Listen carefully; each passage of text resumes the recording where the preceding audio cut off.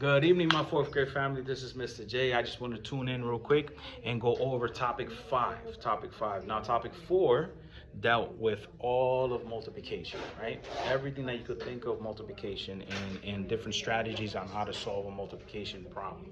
Now, we're going to go into division. So, topic 5 deals with division, all about division, right? And I want to go over lesson 1, 2, 3, and possibly 4, okay? And just go over a couple of problems in each, just so you could have a good idea of what we went through in the past, maybe week and a half, and what they're going through now, okay? So the first lesson dealt with mental math and finding your quotient. Now, what is a quotient? What is a dividend? What is a divisor? Okay, let me show you. So, a dividend. I have this up here on the board so they could know. Okay, and I kind of like, made the definition a bit simpler so they could understand. So a dividend is the amount of items you have in total, right? That is the amount of items that you're gonna divide into rather equal groups or make groups of. Okay, total items, right? So let's say 26 cookies. Mr. J got 26 cookies. That is his dividend. The divisor. Now the divisor has two functions. The divisor could have two functions depending on the word problem, right? The divisor could be the amount of groups that you're dividing your 26 cookies into. So let's say if you have 5 friends, I want to divide those 26 cookies evenly within my 5 friends. Or it could be making groups of 5 with the 26, okay? So with the first function, you have a fixed amount of groups that you're dividing the cookies into. And with the other function is that you're making groups of that divisor. So you're making groups of 5, regardless how many groups you end up making, doesn't matter, but you're making groups of 5. So you're just, let's say if I have 26 cookies, I'm gonna make bags of 5 cookies. I'm just gonna keep making them until I don't have anything left, okay? So that's the divisor. The quotient is the answer to a division problem, okay? To a division equation, okay? And the quotient has also two functions. It could be the amount in each group or the amount of groups created, okay? So this could be the amount in each group. So let's say if you shared, right, the cookies among the 5 friends, how many cookies each friend would have. And this here is the amount of groups that you were able to create with the 26, okay? Then we have the remainder. The remainder is pretty much everything that you have left. If you can't make no more groups of 5 in this case, okay, which would then, the remainder would be 4 or less. If you can't make any more groups of 5, that would be considered your remainder, okay? So it's the amount left over after dividing equally, okay? So I have that up there to remind them, right? To show them that each number has a function, has a responsibility, right? When it comes to division. So, mental math. So we're finding quotients for mental math. We're using our mental math. We're using our basic facts, our division facts, basic facts, and solving these word problems, right? So let's go with this first one. It says Jose has 270 hockey cards to arrange equally in 9 boxes. Each box can hold the same number of cards. How many cards should Jose place in each in each box, I'm sorry. So our division equation is 270 divided by 9, okay? This would be 27 tens divided by 9. We're using our place value, right?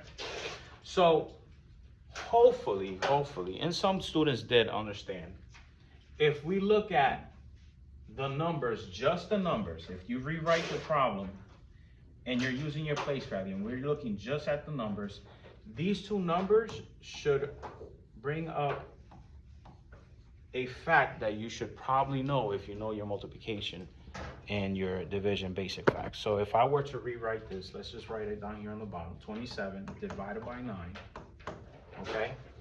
And for those that have gone through the first couple of topics with me, when you look at a division problem, you could reverse it, okay? Use the inverse relationship of a division problem. So you would just reverse it. The 9 becomes a factor. What is a factor? Factors are two numbers that when you multiply together, you get a product. It's the two numbers that you use to multiply together, right? So 9 becomes a factor.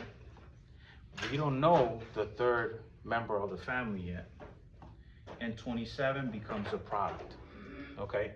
So in this case, you would look at it, you would say, okay, I could flip it mentally. What number times 9 gives me 27? This would be 3. Okay, so 9 times 3 gives me 27. Therefore, 27 divided by 9, what's the missing family? 3. Okay, then by you doing this all mentally, this is all mental math if you can, okay, you would see that 27 tens will equal to 30 or 3 tens, which is 30. Okay, then if you convert this into a number, 270 divided by 9 would be 30. What is 3 tens? 10, 20, 30. Okay, what is 27 tens? 270. All right, so I had students do this. This is all mental, using the basic facts that you usually do know, and trying to solve it and see, okay, I know that 9 times 3 is 27, therefore 27 divided by 9 equals 3, okay? A few other students drew 9 boxes. They drew 9 boxes, right? Because the problem says they want to arrange them equally in 9 boxes.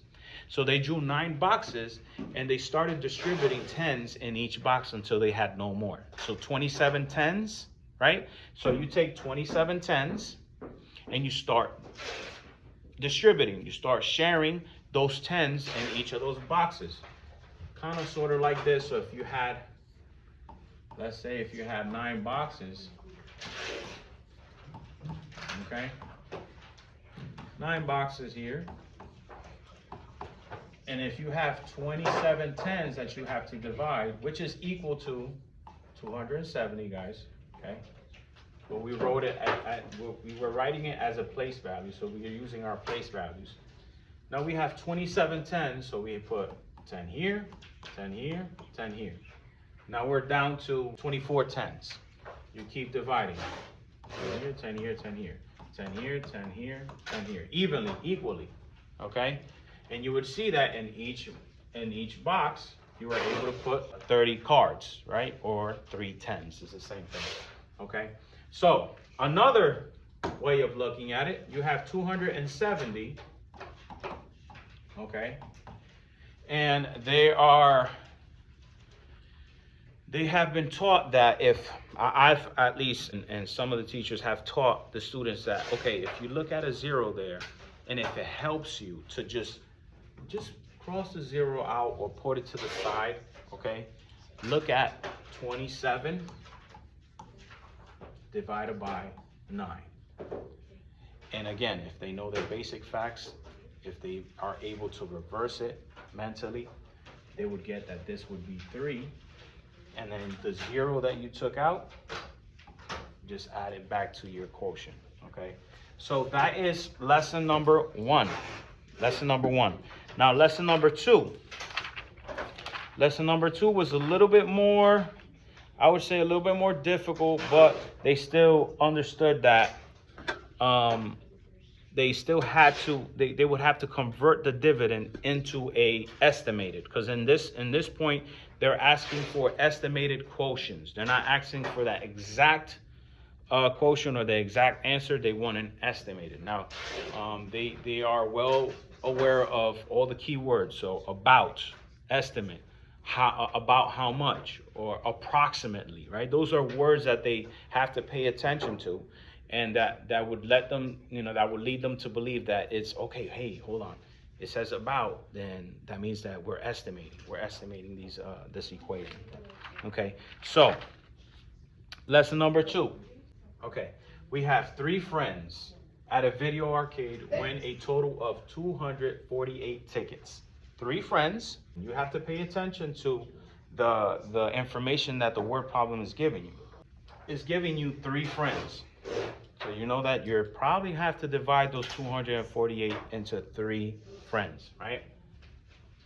They decided to share the tickets equally. About, there's the word, about, keyword, about how many tickets will each friend receive. They already know their program, and some of the students here are programmed that when they see about, approximate, about how much, then they know, okay, then I have to, there's a strategy for that. I have to automatically go down that road, okay? So we have 248 tickets, right, that they want to divide or distribute evenly within 3 friends. So it's 248 divided by 3. Now they're not asking for the exact quotient. They're asking for an estimated quotient. So what was taught was this dividend has to be converted into a compatible number. What are compatible numbers? Compatible numbers are numbers that end in 0 or 5. They're easy to calculate, okay? And it's just an estimate. It's not an exact. But it is a very nice round number where you could multiply and it's easy for you to calculate. I usually tell them, hey, listen, your go-to probably is 0. If you could convert that number into a number that ends in 0, everything else becomes a bit more easier. Now, if they know how to count by 5s or skip on by 5s, that's fine. That's by all means, go ahead. But we have 248. First thing that I gotta look at is the first 2 digits in that dividend. We're gonna convert that dividend into a compatible number. So I look at 24 and I'm looking at 3. What multiple of 3 is rather 24 or very close to 24? Just so happens that 3 has a multiple that's 24, right? So 24 could stay the same. Now I'm converting that 248 into a compatible number, okay? Again, compatible numbers are numbers that end in 5 or 0. So all you have to do is just convert that number into a compatible number, okay? Now, I could have, let's say, rounded, right? But watch this. If I round 248 to the nearest 10, right? It becomes 250. But can I divide 250 evenly into 3 friends? No, I can't. Okay, it's not, you can't divide 250 equally among 3 friends. You can't. So you go back, you would say, okay, I know that I could divide 24 into 3. Now I'm converting it into a compatible number. Now I could divide this into 3 friends, which is 80. Okay? Again, they're using mental math. They're converting this 248 by using those first 2 numbers, okay? And using the first 2 digits and finding if 24 is a multiple of 3, or if there is a very close number to 24, that's a multiple of 3 that I could divide evenly into 3 friends, okay? So that was lesson number 2. Now lesson number 3. And again, guys, if you have any questions, any concerns on like, what am I doing here? I don't understand this, Mr. J. Just reach out. I could explain it little by little. Okay, now, lesson number 3 was all about interpreting remainders. I usually do these videos real quick, so if I make a little bit of mistake or something like that, please forgive me, okay? But here we go. So let me push this a bit more to the side. So this is lesson number 3. This is all about interpreting remainders. There are 47 students taking a field trip right? There's 47 students taking a field trip. So it's 47 students. What is my dividend? 47. That's the amount, the total amount that I'm dividing, okay? The students are being driven in cars to a play by adult volunteers. Each driver can take at most 4 students, okay? Now, this is where I was telling them, okay, when you're reading a word problem, a division word problem, the most important question that you need to ask yourself is, am I making groups of 4 students, or are there already 4 cars and I'm dividing those 47 students within those 4 cars? What makes more sense? That's another thing that you got to think of. What makes more sense? Am I really putting 11 students in a car? No, this is not a circus. This doesn't make sense. It doesn't line up with the problem. So you have to think, okay, we have to be critical thinkers, right? And that's what amazing mathematicians do. They think. So you got to think, okay, I can't have 4 cars and I'm putting 47 students in 4 cars, right? In fixed groups, right? I'm not dividing 47 into 4 groups. In this case, I would have to make groups of 4 out of the 47, right? Because the cars can only hold 4 students. All right? So we have 47 students and we're making groups of 4 because each car could only hold 4. Okay, so let's go into year 47, right? And when we have to divide this by 4, sorry. So now what we did is in class, we used manipulatives, so like tiles, tokens, right? So they would have, and I kind of made groups of 2 and 3s, right? So 47, they had 47 tokens or 47 tiles. And they were to make, right, groups of 4 out of those 47. So they had, for example, this is just an example. They had 47 right dots, right? Let's just say I have 47 dots. I'm gonna make 47 dots right now, right? And they had to make groups of 4. So 1, 2, 3, 4. 1, 2, 3, 4, right?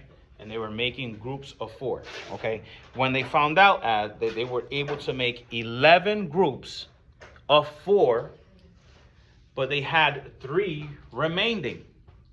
They had 3 remaining. So they found out, oh, I have 11 full groups of 4, but then I had to call another car over to make sure that those other 3 students were able to go to the play as well. So let's look at the questions, okay? So now, I had them answer a question. You're answering the first question, then you're answering the second question, then everything else, okay? So the first question was, how many cars are needed for the field trip? They're asking how many cars are needed for the field trip. How many cars were needed for the field trip? 12, okay? Now look at the question. This is the second question, will each car have 4 students? No. All 12 cars are not going to be packed by 4 students, okay? We had 11 cars that were filled with 4 students, but 3 students were in the 12th car, okay, that we had to add, okay? And they would see that, they would visualize that with the counters and with the tiles, okay? And that's how they would see the remainder. Oh, hold up. I can't make another group of 4, so I'd have to bring another car over and fill these other 3 students that were left over. And that would be considered your remainder. So, and they would practice this with other equations, right? So I would give them, you know, for example, 18 divided by 4. Okay, they would take 18 tiles, make groups of 4, okay? They were able to make 4 groups, but with 2 remaining, right?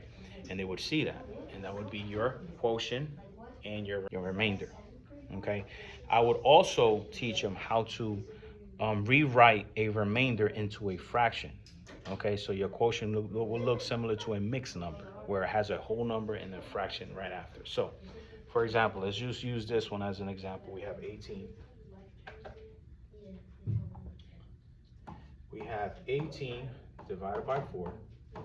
Okay, we have 18 divided by 4. We were able to make 4 groups, right?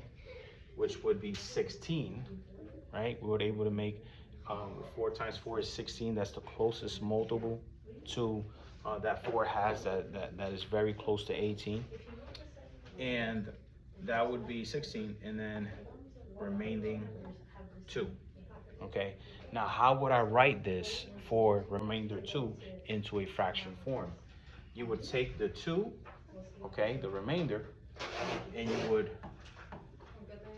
that would be your numerator, and your denominator would be your divisor. What does this mean? That means I was able to make 4 groups, but 2 were remaining out of what we were supposed to make, which is 4. Okay, so this is how we were able to rewrite and interpret remainders. Okay, so again, in order for me to rewrite this into a fraction form, you would keep the 4, that's how many groups you were able to make, that's your whole number, okay? The remainder is your numerator, that's how many were left, right? And your 4 would be your divisor, which is how many groups you were supposed to make. But since I couldn't make a full group of 4 and 2 were remaining, this is how I would write this fraction. Okay, now this could be written differently as well. You could say 4 1/2, right?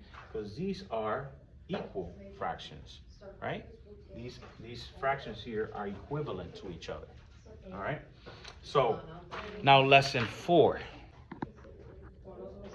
Okay, let's read it. Sally's bird feeder holds 6 cups of bird feed. Now, I took an example and I said, okay, this is just the container I got right now. So Sally's bird feeder holds 6 cups of bird feed. So let's say this is Sally's bird feeder, and this holds 6 cups. 1, 2, 3, 4, 5, 6 cups of bird feed in this one container. Sally's bird feeder holds 6 cups of bird feed. How many times can Sally's bird feeder be filled with a 72-cup bag of bird feed? Now 72 is my dividend, right? That's the amount of the total amount I have that I need to divide. Are they asking me to make groups of 6 or to divide my 72 cups into 6 groups? There's a difference, guys. There is a difference, okay? And it's very important, even though if you look at an equation, you could solve it however you want. Rather create 6 groups or make groups of 6. You could solve it however you want in a normal equation. But when it comes to a word problem, you're gonna need to know, okay, what is it that they're asking me to do, okay? Because depending on the question is how you're gonna solve it. Now, they're asking for, if you read the problem, they're asking you to create groups of 6, right? Because this container holds 6. So they're pretty much saying, how many 6s can I get out of 72? Right? So if I have 72 cups right in front of me, right? How many groups of 6 am I able to make? How many containers with 6 cups in it am I able to pull out? All right. Now, again, you could use counters, you could draw pictures, right? There's going to be a time where it's just the dividend is too big and you're not going to draw, 72 cups. I mean, although you can, it's going to take you a long time, but you're not going to, you're time constrained, right? There's not a lot of time. The partial quotient strategy. Okay, so here we go. Let's open this up a little bit more. So we have 72 as our dividend. And we're going to divide that 72 and make groups of 6. Okay? So this is how it is structured, right? You would structure it like this. Okay, you would draw the little house, just kind of like what we used to learn back in the day, right? But the house is a little bit longer, right? And you'll see why, because on this side of the little house, we are drawing our partial quotients, or we're writing our partial quotients. Now, I'm gonna put a little multiplication symbol here, because eventually you're gonna multiply whatever number you're using here as your partial quotient, you're gonna multiply to 6. Now, I kind of made it like a nice little game where I told them, okay, listen, the point of the game here is to use a nice solid number that you could multiply times 6 to try to knock this 72 down as much as you can and make as much groups of 6 as you can until you can't no more. Okay, so for example, we have 72 here, right? That's our dividend. What number can I use that is nice and round, right? That possibly has a 0 in it at the end, that I could multiply to 6, that would stay within, you know, from 72 and under, okay? That I could really, really chop this number down to a lower number. What do you mean, Mr. J? Okay. So let's say I'm gonna use the number 10. 10 times 6 gives me 60. Wow, look at that. I just chopped that number down by a lot, okay? Now, I cannot use 100. I can't use 100 because then that would give me 600, and you can't get 600 out of 72. It's too high, right? You have to stay from 72 below and under, okay? So, I used 10. 10 is a nice rounded number. 10 times 6 is 60. Now I have 12. What other number can I multiply times 6 that would give me 12 or less than 12? Okay? Obviously, you look at it, it's 2. So 2 times 6 is 12. And look at now. I already chopped that number down all the way to 0. Okay? Last step now. The last step is adding your partial quotients, right? Which give you a quotient of 12. Okay?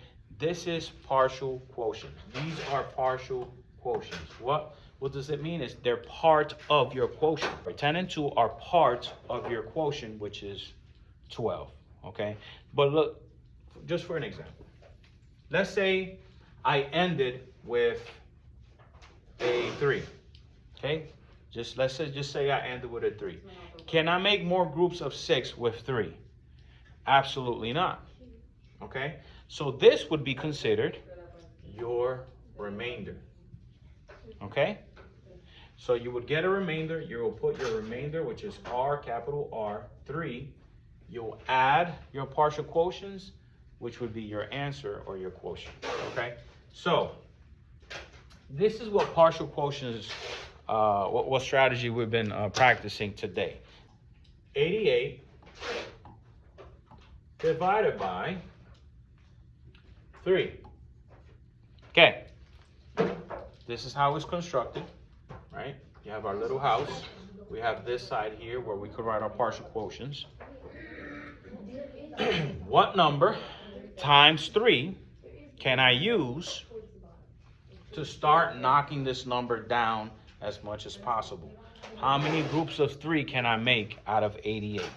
Okay, so can I use 10? Yes, you could use 10. Yes, you can.